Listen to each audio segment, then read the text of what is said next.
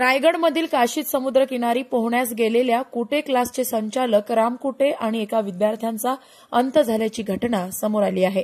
या घटनेत एक जण गंभीर जखमी झाला असून त्यांच्यावर रुग्णालयात उपचार सुरू आहे। रायगड जिल्ह्यातील मुरुड तालुक्यातील प्रसिद्ध काशीद समुद्रकिनारी शनिवारी 8 नोव्हेंबरला अकोल्याहून सहलीसाठी गेलेल्या एका कोचिंग क्लासेसच्या तिघांसोबत दुर्दैवी घटना घडली।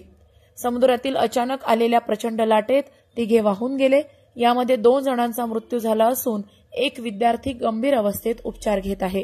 या घटनेत वृंदावन नगर उमरी येथील 60 वर्षीय राम विठ्ठल कुटेसर त्याचबरोबर आयुष रामटेके या 19 वर्षीय विद्यार्थ्याचा करुण अंत झाला, तर केशवनगरचा 17 वर्षीय आयुष बोबडे याला स्थानिकांनी वाचवले असून त्याच्यावर अलिबाग जिल्हा रुग्णालयाच्या अतिदक्षता विभागात उपचार सुरू आहेत। शुअर क्वीन क्लासेसचे 12 विद्यार्थी आणि 3 शिक्षक सहलीसाठी रायगड जिल्ह्यात आले होते। हे सर्वजण 5 नोव्हेंबर रोजी अकोल्याहून निघाले व 7 नोव्हेंबरला अलिबाग येथे पोहोचले।